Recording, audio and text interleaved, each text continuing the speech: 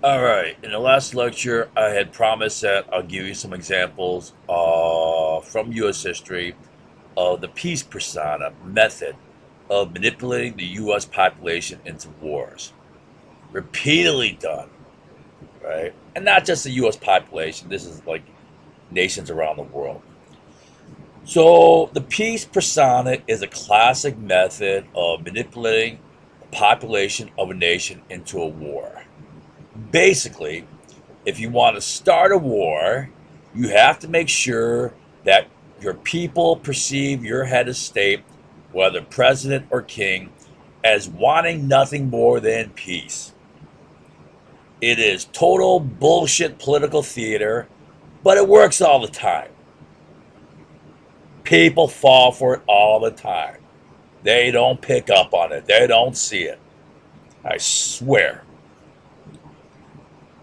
Now, I recognize the peace persona method of manipulating dumbass populations into wars when I was studying European wars. This is way back in early 1990s, right?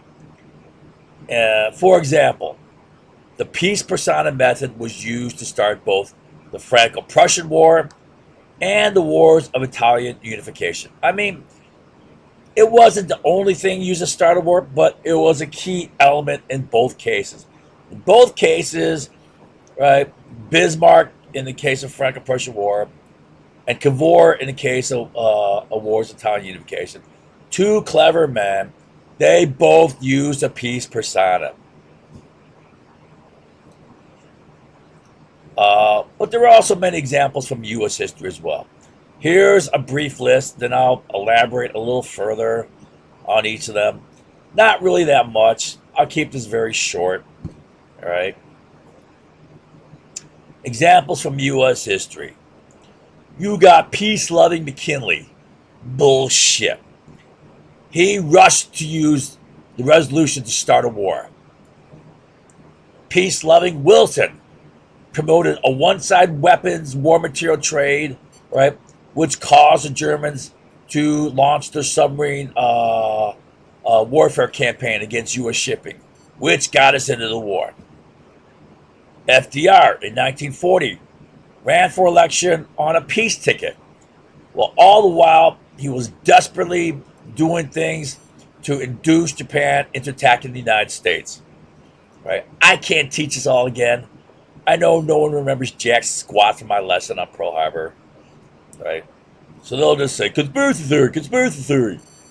No, it's idiot theory. It's ignorant theory. It's stupid theory. That's what it is. But finally, he found that oil embargo would induce Japan to attack. They knew from 11 different ways, 11 ways that Japan will have to attack if you cut off oil. And they cut off oil. I'll go through those 11 ways. Then, as soon as they knew the Japanese attack was underway, they opened the door for a successful attack. All right? All right, I'll teach you separately. All right. All right. Uh, Peace loving LBJ in 1964 election, he ran on a peace ticket. Right? Well, all the while they were setting up the Gulf of Tonkin incident to intentionally obtain a congressional resolution, right? In which multiple LBJ administration officials are on record in government documents stating that they need a resolution to go to war in Vietnam. They're on record.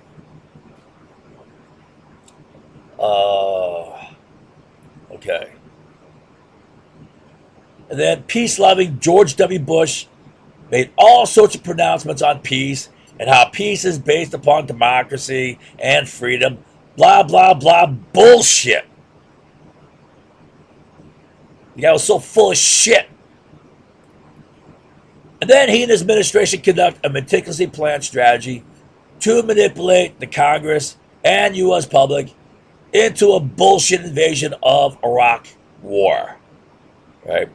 Remember what Richard Clark said about it? He's like, hey, For us, for us to go invading Iraq because Al Qaeda attacked us on 9/11 is like when the Japanese attacked us at Pearl Harbor. You know, we go and invade Mexico. Yeah, that makes sense. And everyone falls for it. What does that tell you about the intelligence of the average American? I swear. People can't think. The peace persona method is a standard political theater. So basic and so simple that everyone should easily see it, but no one does. And so the masses fall for it every single time. I swear. They're oblivious. The masses never see it because they were always brain dead, oblivious. They cannot see Jack. They cannot figure out Jack. Totally brain dead. I mean, flat line. Boop. Nothing going on.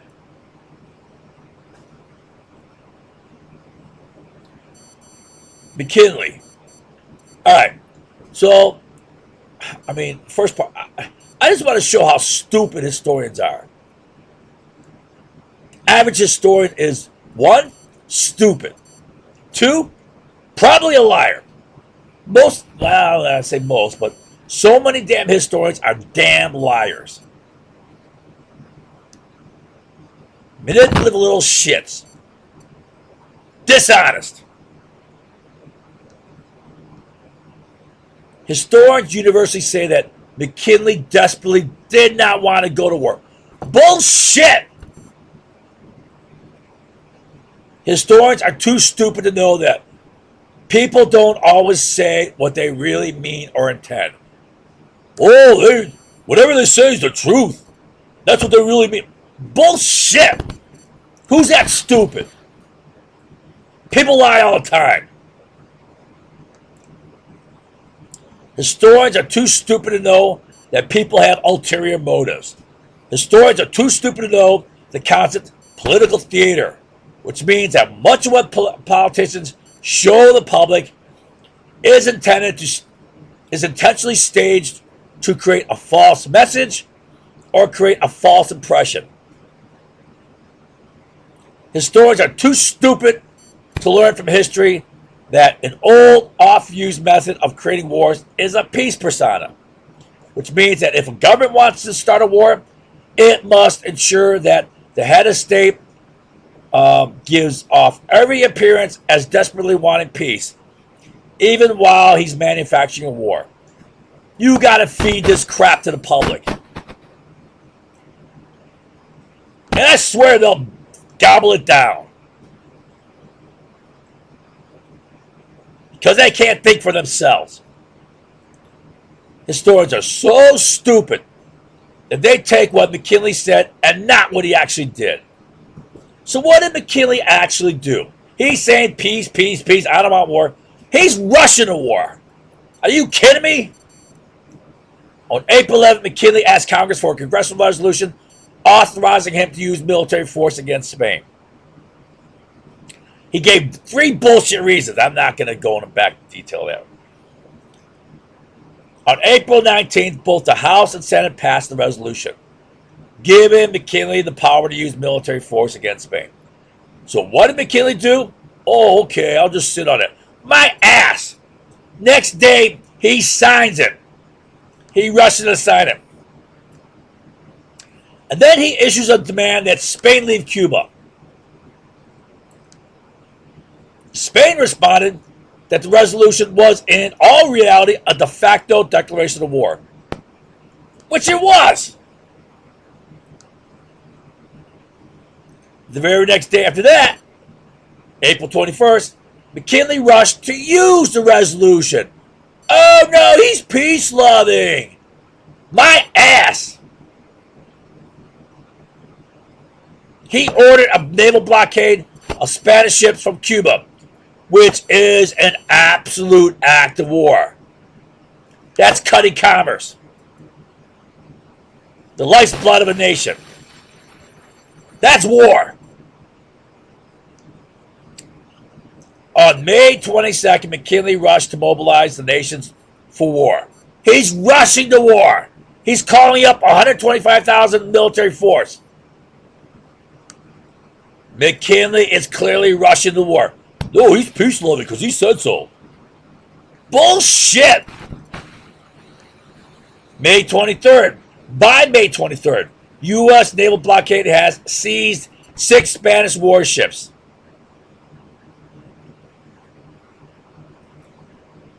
All of which is an unequivocal act of war. Then Spain declares war on May 23rd. May 24th, Secretary of the Navy Long ordered Commodore Perry to attack the Spanish fleet in the Philippines, which was the USA's real goal and motive for the war.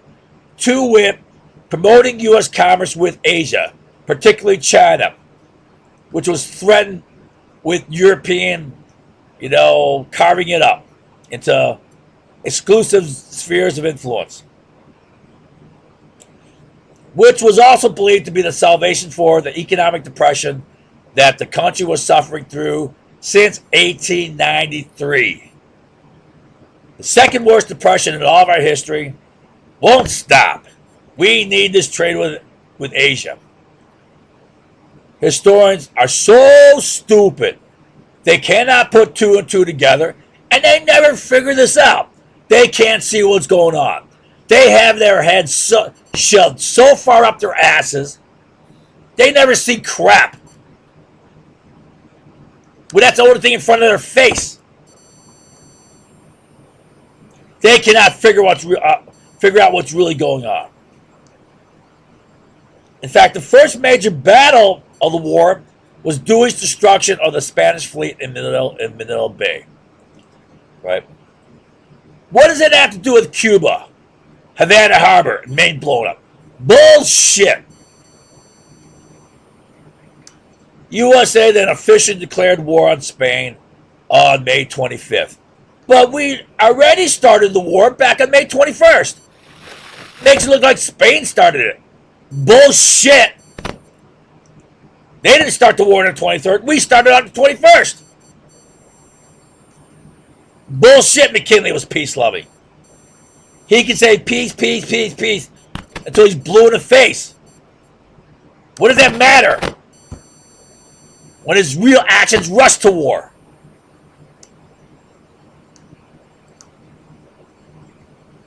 Now, this is how stupid historians are. I swear. I can't stand historians. They're either brain dead, idiots, or they're liars. They suck.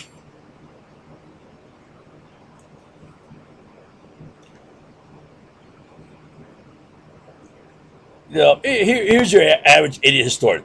Oh, McKinley is peace-loving because he said so. Who cares about what he said when he did the exact opposite? Dumbasses. President Wilson, phony peace persona in World War I. You know how Wilson pawned himself off as this big peace lover? He's always spouting all his pronouncements on peace, right? But look at what his administration did. Its policy directly led us to war. Wilson administration policy, largely written by what's his face,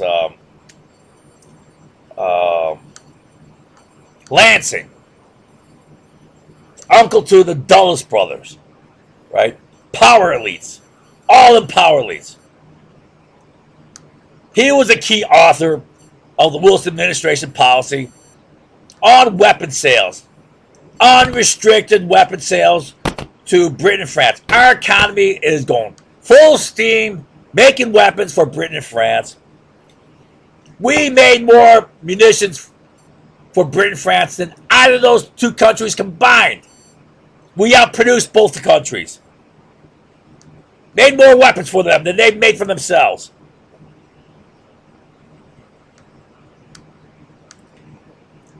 Right?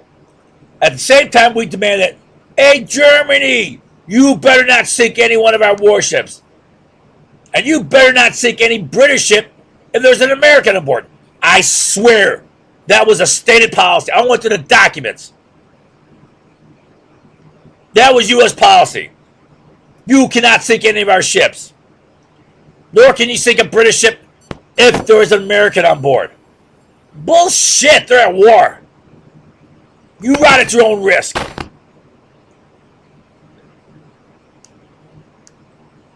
And Americans said, we're completely neutral.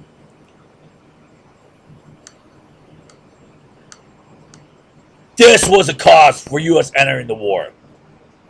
Given that the USA provided more munitions and war materials to Britain and France than they made for themselves, right? U.S. war aid to the Allies was a clear act of war. You have to be stupid beyond belief not to see that. No, that's not an act of war.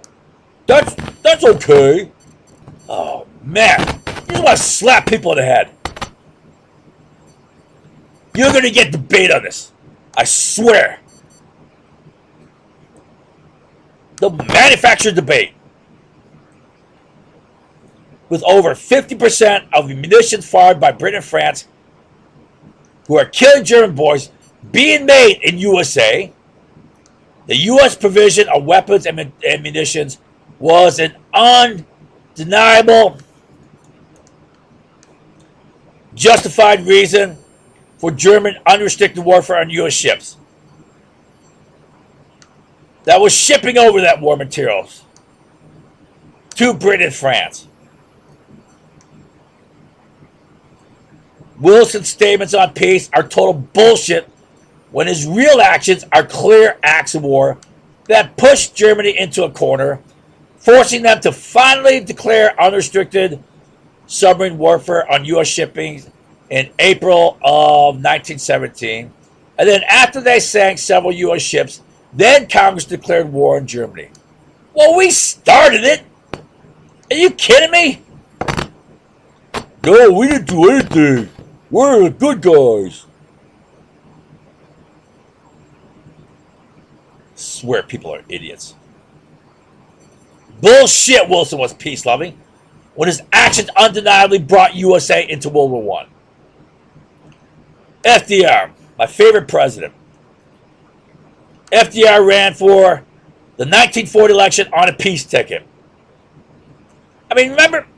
I know you don't remember. Anyways, I taught this so many times. Probably at least 50 times. Admiral Richardson said in his July, was it July or October? Either July or October of 1940. He said that in his public statements, FDR saying he's doing everything for peace. But I know from talking to him, his real intentions are to get us into this war, right? And he's willing to allow a U.S. ship to be sunk, sacrificed to get us into this war. That's what he said.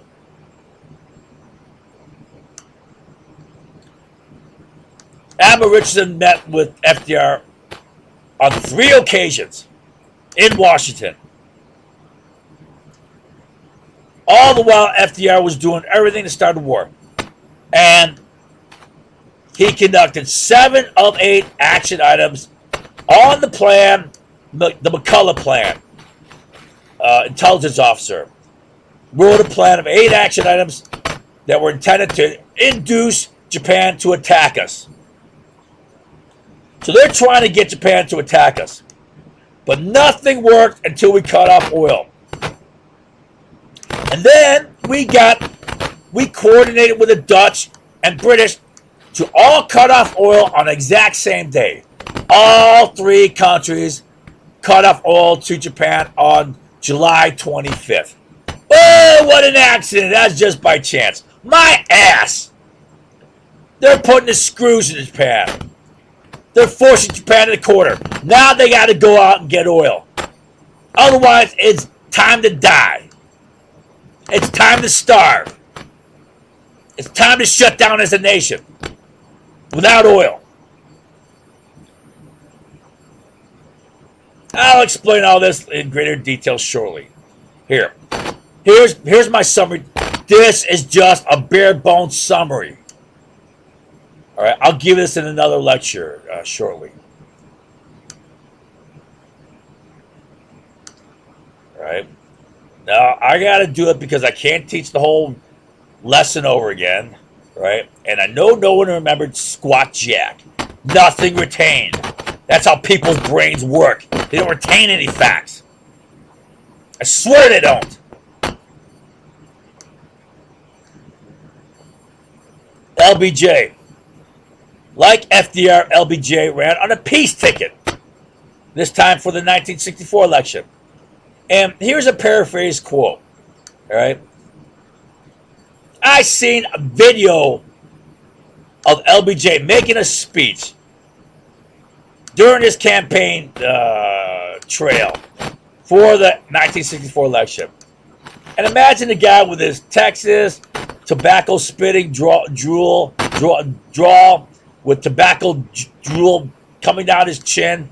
All right, LBJ. Right. I guarantee you that no U.S. boys are going to die in some Southeast Asian war, which Asian boys ought to be fighting. That's pretty much exactly what he said.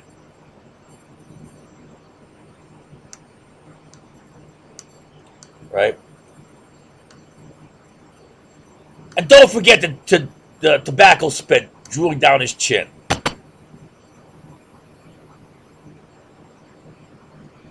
And his 10-gallon cowboy hat. All the while, the LBJ administration was manufacturing the Gulf of Tonkin incident. 30-day plan. They manufactured that meticulously. I know you don't remember jack from it. And the specific purpose was to get a congressional resolution, which would be their hot little ticket to war.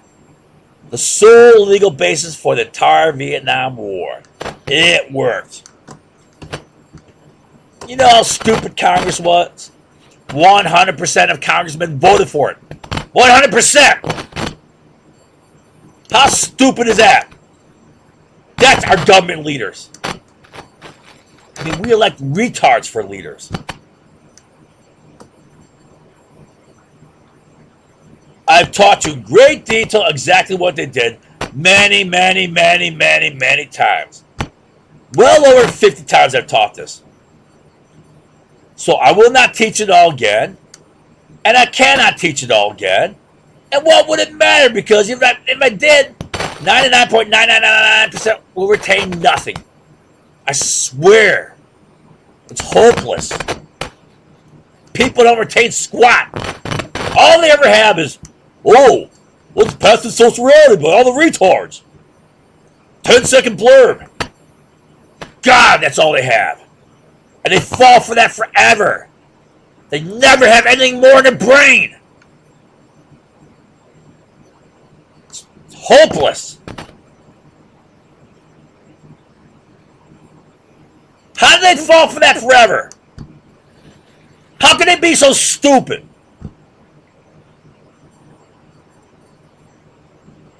Goodness. LBJ ran on the peace tick and won by a landslide, when all the while they were cooking up the Vietnam War. Bullshit, peace loving. George W. Bush. Big scumbag. Bush made all sorts of pronouncements on peace, saying, oh, America's peace loving. Which is a blatant bullshit lie. Since if you look at real historical data, look at the wars the U.S. has fought. Just go through a list. Write them all down chronologically. You'll see that we have fought 2.77 wars every damn year of our existence. We're always always fight wars. We're the biggest warmonger nation in recent history. No, USA's peace loving. What reality are you from? What planet are you on? Some wacko, retard reality. Oh, but that's standard for America. And he said crappily that democracies are peace-loving, which is total bullshit when the real historical facts show that the two most warmongering nations in recent histories has not been. I mean, what do you think? You think like Germany? No. You think Japan? No. It's been USA and Great Britain. We're the biggest warmongering nations. I mean, just look at Great Britain, right? How did they become the world's most powerful, dominant nation for 300 years? Controlling more of the world than anyone else. Oh, they just loved England. They said, hey, come over here and abuse us, taking advantage of us, because we love you. Bullshit! Britain kicked ass on everyone. No, but they speak better English than Americans. So they gotta be civil and polite and nice and peaceful. Bullshit!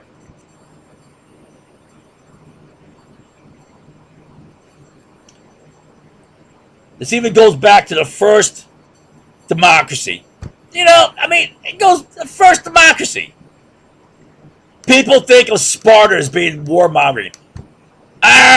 Wrong. It was Athens. Athens, a democracy, was far more warmongering nation than Sparta, even though Spartan culture was centered on militarism. The Spartans prepared for war constantly, but they used it sparingly, while the commercially ambitious Athenians were always waging wars to get more wealth, get more money, get more trade, get more commerce. Democratic Athens was far more wandering than dictatorial militaristic Sparta. Bush was saying all his peace bullshit when they were preparing all along to manipulate the moron masses into of USA into war, using a meticulously planned strategy to manipulate the public in the war. Using an attack by Al-Qaeda to justify an invasion of Iraq, who had nothing to do with 9/11 and who had no WMD, right? Remember I told you how they did all sorts of bullshit to block and obstruct WMD inspections during the 1990s? 7 years of inspections, and the USA CIA are blocking them, obstructing them, using the inspections for bullshit reasons, threatening to get the inspectors kicked out, fait accompli games, bombing of Iraq on the religious holidays, coup attempts, assassination attempts on Saddam. Nah, I know you don't remember squat. Clark analogy. For us to go bombing Iraq after Al-Qaeda attacked us on 9/11, well, that's like Japan attacking us in Pearl Harbor. And we're like, oh, what the hell should we do? Oh, I don't know. Let's go invade Mexico. Yeah, that's a good idea. All right, we'll get those Japs back by invading Mexico. Yeah. Bullshit, peace loving. All these a-holes. Right? Oh, peace loving, peace loving. Hey, historians. McKinley just wanted peace. Are you retarded? Don't go by what he says. He's going to spell peace until he's blue in the face. Go by what he did. You dumbass. God, I can't stand historians. Brainless.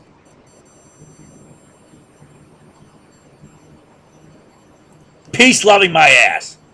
Peace persona. Every damn time. Oh, we only want peace. Well, they're manufacturing wars. And all America falls for it. Why?